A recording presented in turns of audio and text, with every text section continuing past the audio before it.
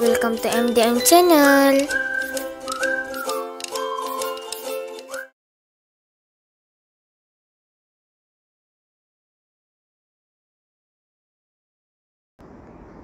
Assalamualaikum warahmatullahi wabarakatuh.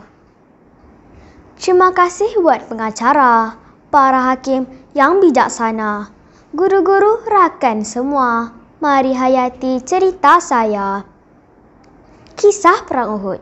Marilah kita sama-sama mengambil iktibar dan pengajaran. Sahabat sekalian, peperangan Uhud berlaku pada bulan Syawal tahun 3 Hijrah bersamaan dengan tahun 625 Masihi. Ia peperangan antara tentera Islam dengan tentera kafir Quraisy. Dinamakan Perang Uhud kerana ia berlaku di sebuah tempat yang dikelilingi Bukit Uhud. Pertempuran ini disertai 1,000 orang tentera Islam yang dipimpin oleh Nabi Muhammad SAW. Namun, hanya 700 orang sahaja yang berjaya sampai ke medan Uhud.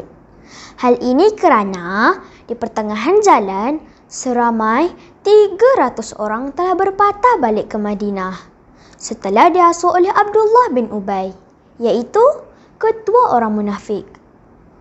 Manakala tentera Quraisy berjumlah 3,000 orang, diketuai oleh Abu Sufyan Al-Harb. Firman Allah dalam surah As-Saff ayat 4. A'udzu billahi minasyaitonir rajim. Innallaha yuhibbul ladzina yuqatiluna fi sabilihi shaffa. Yang bermaksud, sesungguhnya Allah mencintai orang yang berperang di jalannya dalam barisan yang teratur. Kawan-kawan, beriman kepada Rasul merupakan rukun iman kedua. Sambutan Maulid Rasul yang menjadi agenda tahunan negara merupakan tanda cinta dan sayangnya kita kepada baginda Rasul. Sahabat sekalian, Perang Badar telah berlalu, telah dimenangi tentera Islam. Dalam hati siapa yang tahu, kaum Quraisy menyimpan dendam. Perang Uhud adalah medan untuk orang Quraisy membalas dendam terhadap kekalahan mereka ketika Perang Badar. Mereka merasa kecewa dan marah terhadap penduduk Madinah. Mereka menganggap penduduk Madinah telah merampas hak mereka sebagai pedagang yang selama ini dipelopori oleh mereka. Faktor tersebut mendorong kaum Quraisy merancang untuk melakukan serangan balas kepada kaum muslimin. Sabda Nabi, Abghadur rajuli ilallahi aladul hisam. Orang yang paling dibenci Allah ialah orang yang menaruh dendam kesumat. Hadis riwayat Muslim.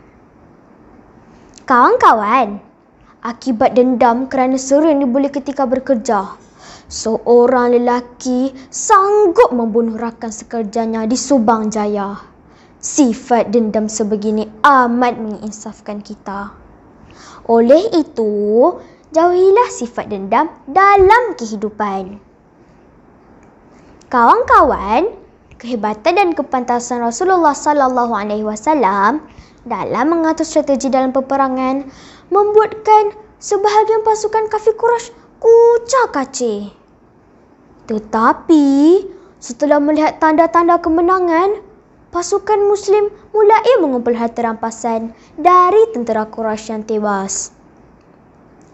Pasukan Muslim juga melarikan diri dari medan perang, sehingga mereka lupa larangan Nabi Muhammad supaya tidak meninggalkan Uhud walau apapun yang berlaku. Firman Allah dalam surah Al-Anfal ayat 45. A'udzu billahi minasyaitonir rajim. Ya ayyuhalladzina amanu idza laqitum fi'atun fathbutu. Yang bermaksud, wahai orang-orang yang beriman, apabila kamu memerangi pasukan musuh, maka tetapkanlah hati kamu. Kawan-kawan, perancangan rapi penting untuk menempah kejayaan. Kualiti guru dan peningkatan teknologi antara aspek penting bagi memacu transformasi pendidikan kebangsaan pada masa ini. Sebagai contoh, pelaksanaan pentaksiran bilik darjah (PBD) merupakan perancangan bagi meningkatkan kualiti pendidikan di negara kita.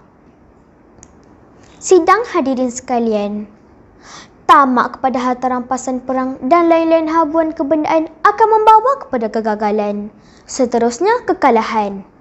Ini berlaku dalam pertempuran Uhud, apabila para pemanah meninggalkan posisi mereka untuk merebut harta rampasan perang. Melihat tentera Muslim leka dengan rampasan perang, tentera Quraisy kembali menyerang. Dalam serangan tersebut, tentera Islam terkepung dan menjadi lemah. Kemudian, tersebar kabar angin kewafatan Rasulullah kerana telah terbunuh. Seramai 70 orang tentera Islam telah syahid akibat sikap tamak mereka. Bila tentera Muslim berundur, kemenangan menjadi milik tentera Quraisy. Firman Allah dalam surah Ali Imran ayat 166. A'udzu billahi minasy syaithanir rajim. Wa ma asabakum yawmal taqal jam'ani fa biiznillah. Yang bermaksud, dan apa yang menimpa kamu pada hari bertemunya dua pasukan, maka kekalahan itu dengan izin Allah. Kawan-kawan, taatilah pemimpin kita, apatah lagi kepimpinan baharu. Sebagai orang Islam, kita mesti berpegang teguh keputusan yang dilaksanakan oleh pemimpin. Rakyat sangat menyambut baik hasrat Perdana Menteri untuk menjadikan negara Malaysia sebagai konsep keluarga Malaysia. Ya, kawan-kawan, demikianlah kisah perang Uhud.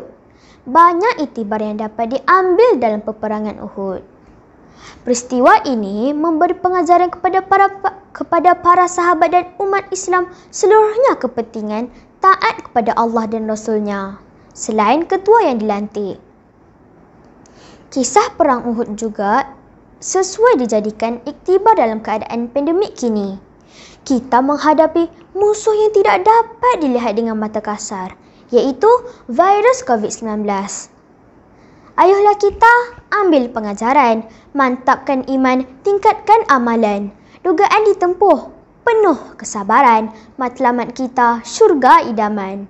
Sekian, wassalamualaikum warahmatullahi wabarakatuh.